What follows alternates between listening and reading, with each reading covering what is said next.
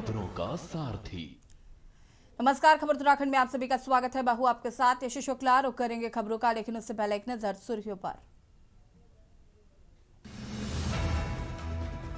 देहरादून में अतिक्रमण पर धामी सरकार का सख्त रुख। सरकारी जमीन पर कब्जा नहीं होगा बर्दाश्त, दोषियों पर होगी सख्त कार्रवाई। बद्री केदार के बाद अब गंगोत्री धाम परिसर में भी गैर हिंदू के प्रवेश पर प्रतिबंध, समिति ने लिया फैसला। उत्तराखंड के स्कूलों में रहेगा अवकाश, वर्षा व बर्फबारी को देखते हुए 7 जिलों के डीएम ने की छुट्टी। ऋषिकेश में राफ्टिंग गाइड से बचाई शख्स की जान, गंगा में डूबते शख्स को बाहर निकाल कर दिया सीपीआर, डूबते राफ्टिंग गाइड बना भगवान। उत्तराखंड के चमोली और चक्राता में बर्फबारी, पर्यटन से कारोबारियों में लौटी रौनक, बर्फबारी के चलते रास्तों पर जमी बर्फ।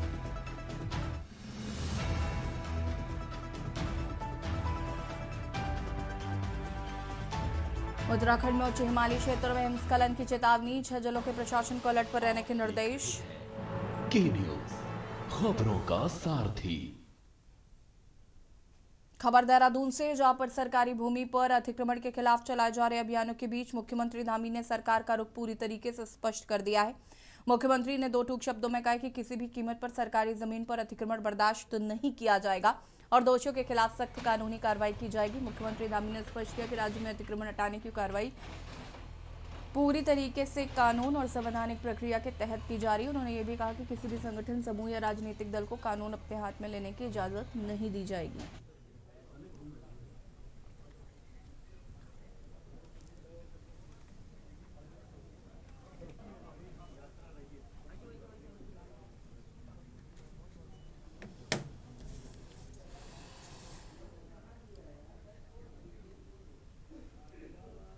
माननीय मुख्यमंत्री महोदय का स्वागत कर रहे हैं शैलेश गोगोली सर, और साथ ही उन्हें ये पुस्तक भेंट कर रहे हैं, इग्नाइटिंग कलेक्टिव गुडनेस।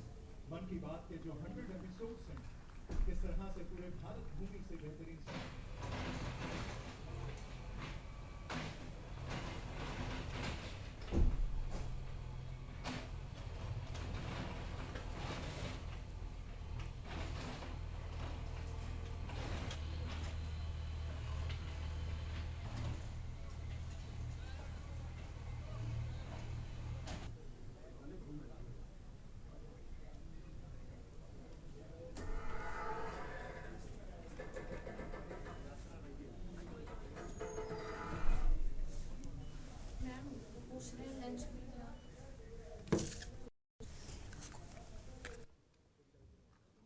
कानून के तहत सभी कार्रवाइयाँ हो रही हैं और कानून सबके लिए एक समान है। सभी को आकर अगर कहीं पर कोई अतिक्रमण है, कोई किसी प्रकार की चीज़ है, तो सबको बताना चाहिए, बताएं, कानूनी जानकारी दें, प्रशासन के लोगों को जानकारी दें। और हमने जो भी अतिक्रमण हटाने का जो अभियान किया है वो विधि के अनुसार किया है। भारत की जो व्यवस्था है, राज्य की जो व्यवस्था है, जो प्रशासनिक मशीनरी है, उसके अनुसार ही काम होते हैं। और कहीं पर भी जो है बिना विधि के और बिना किसी कानून के कोई काम अभी तक जो भी हटाने का हुआ है अतिक्रमण को नहीं किया गया है। खबर देहरादून से, जहां मुख्यमंत्री पुष्कर सिंह धामी से मुख्यमंत्री आवास पर आने पूर्व विधायक आदेश चौहान, विधायक मोहन सिंह मेहरा और कपकोट विधायक सुरेश गढ़िया ने शिष्टाचार भेंट की। इस दौरान विधायकों ने राज्य में यूसीसी के सफलतापूर्वक 1 वर्ष पूर्ण होने पर मुख्यमंत्री को बधाई एवं शुभकामनाएं दी। भेंट के दौरान तीनों विधायकों ने अपने अपने विधानसभा क्षेत्रों से जुड़े विकास योजनाओं को लेकर मुख्यमंत्री को अनुरोध पत्र सौंपे और लंबित प्रस्तावों को शीघ्र स्वीकृति प्रदान करने का आग्रह किया है। विधायकों ने कहा कि इन योजनाओं के धरातल पर उतरने से क्षेत्र में आधारभूत सुविधाओं का विस्तार होगा और आम जनता को सीधा लाभ मिलेगा। बैठक के दौरान मुख्यमंत्री और विधायकों के बीच विभिन्न समसामयिक विषयों पर भी विस्तृत चर्चा हुई है। इनमें राज्य के विकास, जन कल्याणकारी योजना और भविष्य की कार्य योजनाओं को लेकर विचार विमर्श किया गया। ये मुलाकात राज्य के विकास को गति देने की दिशा में एक महत्वपूर्ण पहल मानी जा रही है।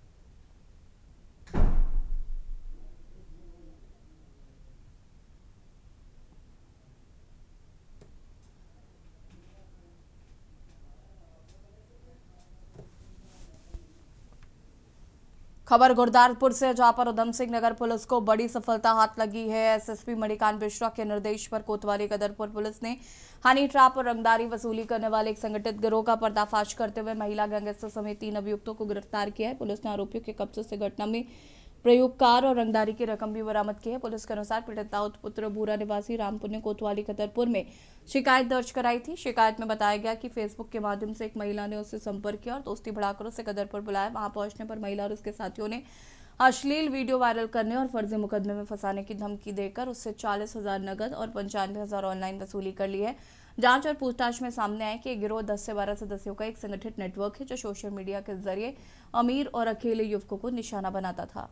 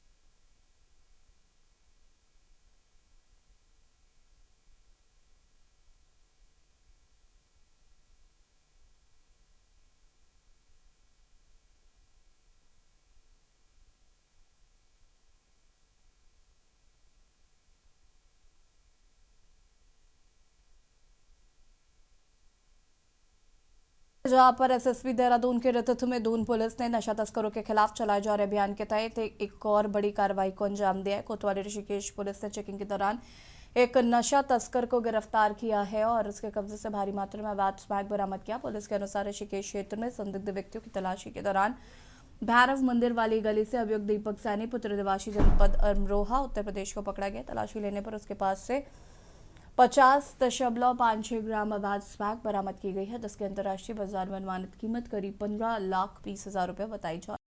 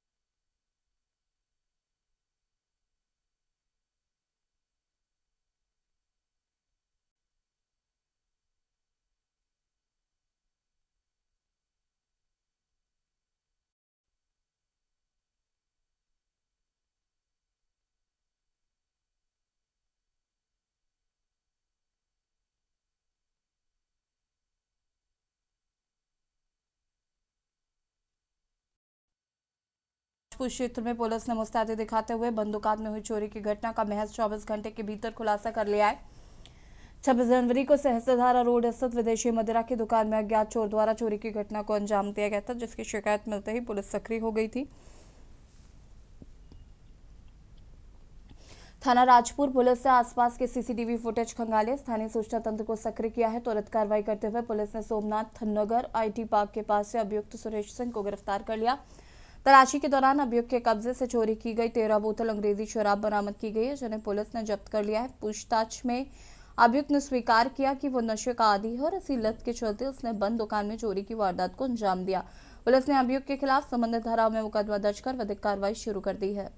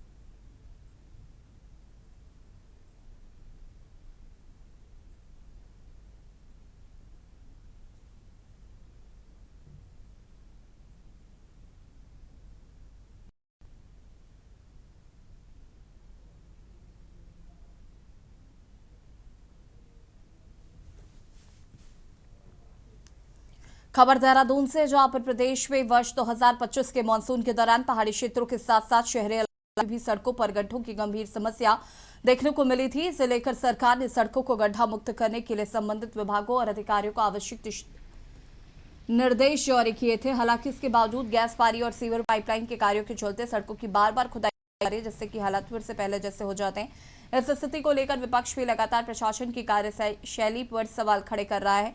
इस मुद्दे पर भाजपा विधायक अजय दास ने अपनी प्रतिक्रिया दी है। उन्होंने कहा कि अलग अलग कार्यों के लिए बार बार सड़कों की खुदाई करना बिल्कुल उचित है। उन्होंने कहा कि विभिन्न विभागों को आपसी समन्वय के साथ एक ठोस रणनीति बनाकर कार्य करना चाहिए, ताकि सड़क निर्माण के बाद दोबारा उसे नुकसान न पहुंचे।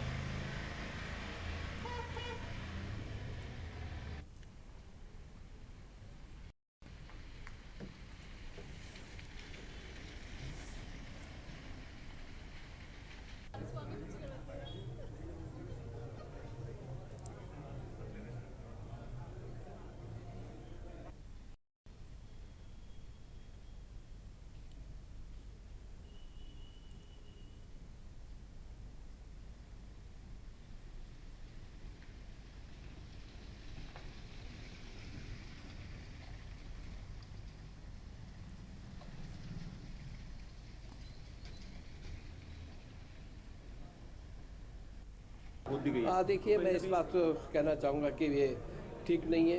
एक प्लानिंग होनी चाहिए, सभी विभागों को मिलकर के बातचीत करनी चाहिए कि क्या कार्य होने हैं, चाहे गैस पाइप बिछनी हो, चाहे सीवर लाइन बिछनी हो, चाहे पाइप लाइन बिछनी हो, पेयजल योजना की हो, ये सब आपस में तालमेल करके ही होना चाहिए। और इस बात का बड़ा दुख होता है कि पैसे का दुरुपयोग होता है कि हम बना रहे हैं सड़कों को, फिर खुद रही है। ये चिंताजनक विषय है। इस बात को लेकर के माननीय मुख्यमंत्री जी ने एक समीक्षा बैठक भी की थी और सभी अधिकारियों को दिशा निर्देश भी दिए थे कि ऐसे कार्य हमको बर्दाश्त नहीं है। ये पहले ही मान लिया जाए, बरसात का 3-4 महीने थे, 3-4 महीने पहले ही अगर खोद खाद के ठीक कर लेते तो बरसात के बाद हमारी सड़कें जैसे बनी थी अब आज पुनः खुद रही है। ये बहुत ही ऐसा गंभीर विषय है और ये पैसे का दुरुपयोग भी हो रहा है। इस तरह से नहीं होना चाहिए और माननीय मुख्यमंत्री जी ने काफ़ी लताड़ा है ऐसे अधिकारियों को, होनी चाहिए। खबर देहरादून से है, जहां पर चारधाम यात्रा 2026 को लेकर प्रशासन तैयारियों में जुट गया है। इसी बीच बद्रीनाथ केदारनाथ मंदिर समिति द्वारा चारधामों में गैर हिंदू की एंट्री पर प्रतिबंध लगाने के प्रस्ताव ने राजनीतिक और सामाजिक हलकों में चर्चा तेज कर दी है। इस मुद्दे पर उत्तराखंड वक्फ बोर्ड के अध्यक्ष शादाब शम्स का बयान सामने आया, जिसने बहस को और हवा दी है। शादाब शम्स ने कहा कि जिन लोगों की आस्था सनातन धर्म से जुड़े तीर्थस्थलों में है, उन पर प्रतिबंध लगाया जाना उचित है। उन्होंने तर्क दिया कि ऐसे धार्मिक स्थलों पर जहां किसी व्यक्ति की आस्था नहीं है, वहां अनावश्यक उपस्थिति से आपसी सौहार्द और देश का माहौल बिगड़ सकता है। उन्होंने कहा कि चारधाम यात्रा एक विशाल और संवेदनशील धार्मिक आयोजन है, जिसे शांतिपूर्ण ढंग से संपन्न कराना बेहद जरूरी है।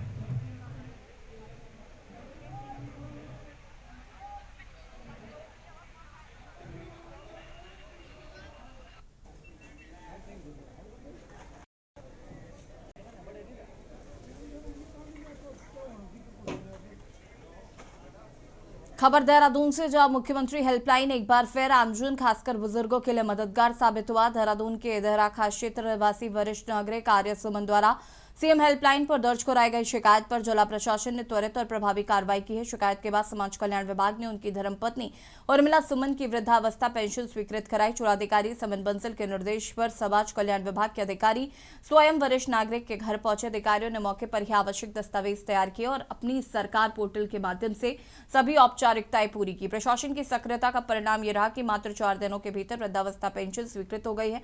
पेंशन स्वीकृत होने की सूचना मिलते ही बुजुर्ग दंपति के चेहरे पर खुशी साफ नजर आई।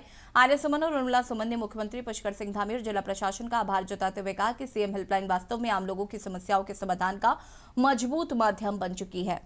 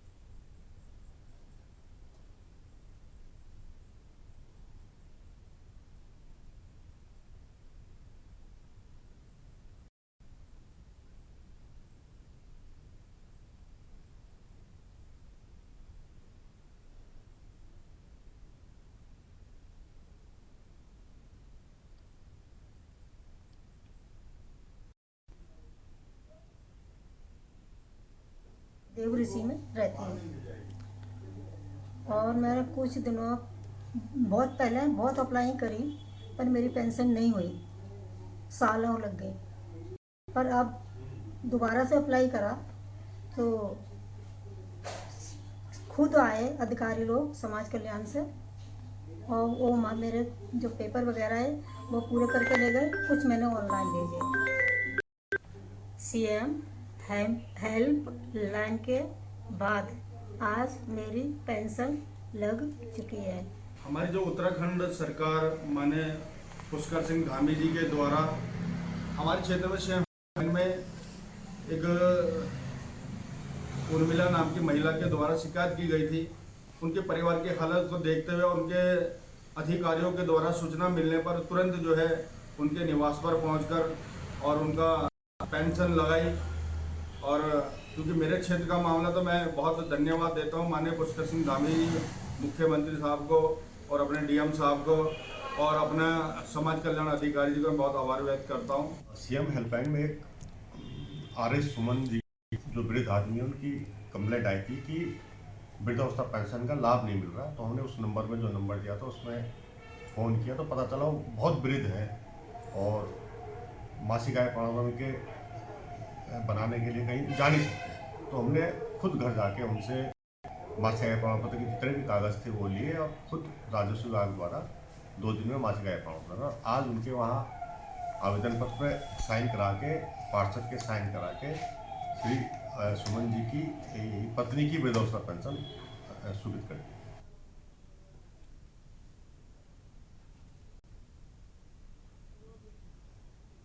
और खबर उत्तराखंड में फिलहाल इतना ही। देखते रहिए के न्यूज़ इंडिया। नमस्कार।